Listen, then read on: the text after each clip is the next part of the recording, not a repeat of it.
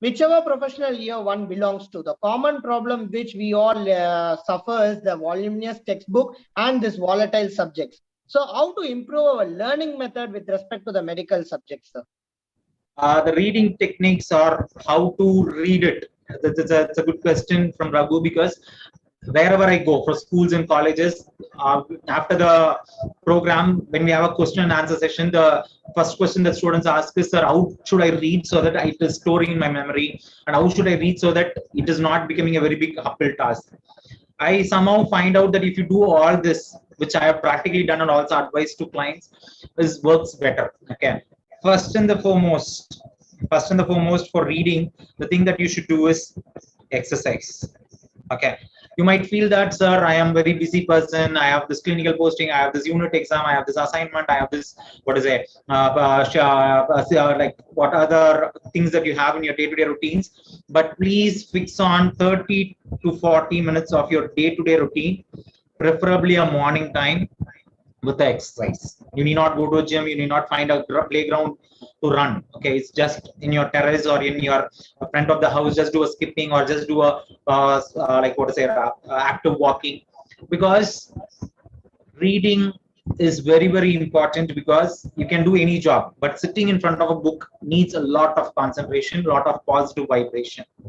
And when you do a exercise, a physical activity, for minimum 30 to 40 minutes, your body automatically releases endorphins, and this endorphins will help you to feel a nice vibration or a positive vibration, which will help you to move on. So please start your day when you are sitting for your exam times. Okay, I would advise you to do exercise daily, but if it's going to be preferably an exam time where that's a preparation for 2 months or something, first start your day with exercise. You will not regret for spending that 40 minutes. Second thing, as everybody advises, the place where you read. Okay, it should not be in front, near a kitchen. Okay, where you will smell nice food for it, because you might get distracted. Second thing, the very important distraction that we have in present generation is, as you all know, mobile. Okay, try to avoid yourself from Facebook, WhatsApp, Instagram. Try to put your phone in your airplane mode or keep your phone in the next room. And very importantly, make sure the place is of less distractions, because no, we do not know when our concentration goes high or when our concentration comes low. When your concentration is really good, is really good enough, and if you have too much of distractions, you might lose that. So try to choose a place where you read. That's very important. Next, coming to the reading techniques, which I usually advise to students, is that always make sure that you have a calm mind. Why this calm mind or being bit not restless is very important is the memory. Whatever you're reading, it might be reading once or reading for an exam or reading for MCQ, the reading will happen in certain stages. Okay, one is registration, another is retention, and the last one is recall. If I have to register something, I need good concentration.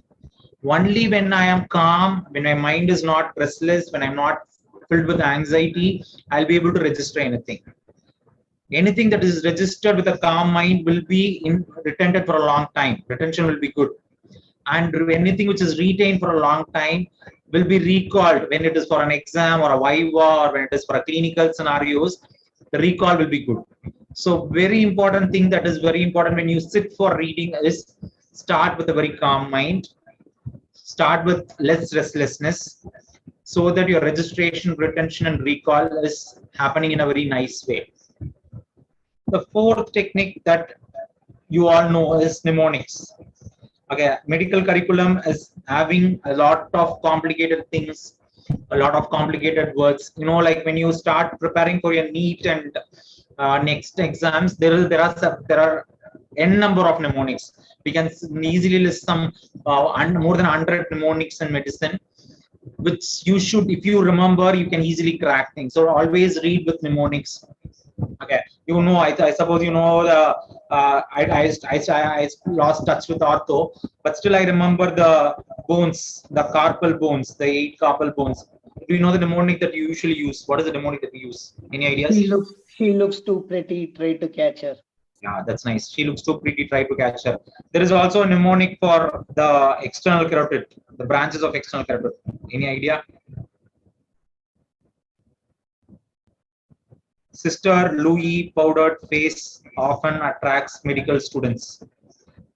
This might Yes, sir. be a bit difficult when we read it without a mnemonic, but with a mnemonic it will be useful. There is a number of EEG waves because EEG waves is also areas where they are questions. What is the EEG when you're awake? What is the EEG when your eyes closed? What is in non-REM sleep? What is in REM sleep? We have a mnemonic called as bat sings in the dark. So basically, these are the mnemonics which makes your job or your remembering skills or your amount of pressure that you have to remember it will be less when you have a mnemonics. And very importantly, which I basically felt, because anytime when I talk with my fellow students or my UG students, they say, how did you manage to read psychiatry? The thing is that psychiatry was a bit difficult subject when I was in a UG person, but now it is a bit easy. It's because I started to read something which is relevant in day-to-day clinical practice. I do not know how many of you like anatomy.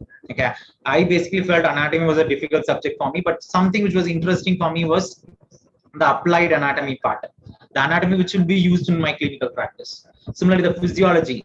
Okay, the Ganong book. Okay, the Ganong book is very useful, or I understood the importance of Ganong book only when I took psychiatry, because the clinical implications that it brings in the lines of the book is very important. You know how I should read physiology and I should apply in my day-to-day practice. I'll just ask you a question. Why does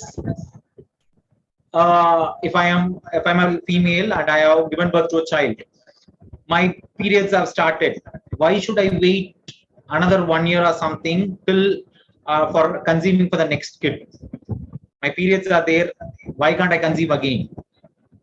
My child is 3 months old. First child is 3 months old. Any ideas? Any thoughts? I'm just feeding, okay. nutritional aspects. Nutritional aspects, yes.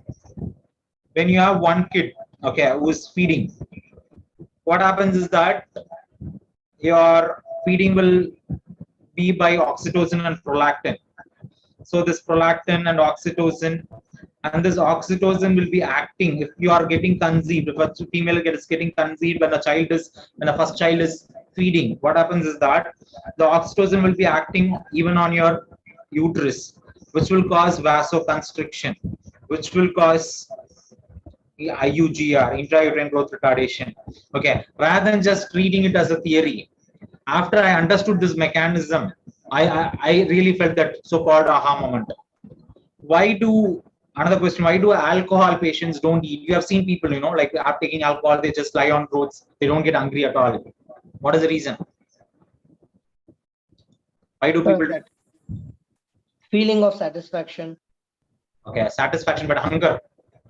By 10 o'clock, if I'm not feeding any person in front of me, I'll blast them. I badly manage hunger. But how does this person don't get hunger at all? They don't get hungry at all. Any thoughts? It's by this. The alcohol that the person is consuming gets converted to acetaldehyde. And this acetaldehyde gets converted to acetic acid. And this acetic acid goes to the citric acid cycle. And this is nothing but alcohol dehydrogenase enzyme, nothing but removal of an hydrogen. And this hydrogen is nothing but converting your NAD to NADH, which is nothing but the powerhouse of the cell. So basically, it gives a false energy or false the saying that the energy is retained in your body. You need not go and crave for food, or you need not go and search for food. So this is one which gives you that makes the person doesn't get hunger at all. So like this, when you start understanding the mechanisms, what we call it as insightful learning. Anything you read which has some clinical relevance will cause you the so-called aha moment. Wow, it's nice. This is something which is practical. This which is nice. I'll be able to apply it when I see a patient. whenever you have such things, or whenever you read in such a way, the storing things in a long-term memory is not going to be uphill task. And any chapters that is following that chapter, for example, I'm reading something about hunger of this patient, and the next paragraph is going to be a bit boring, it will be easily digestible. So always search for any applied things that you do in day-to-day practice, which will be used, which we call it in psychology as insightful learning, so that I know that what I am reading is of some clinical relevance and it will be useful for my practice or for my patients. So please try to look into all these techniques. Actually, to be frank, to discuss about the reading techniques or remembering techniques or memory techniques is itself it's going to be a separate lecture. Okay, if time permits, we'll be able to do it again, because we are all towards a reading branch. So if time permits, another class can be done.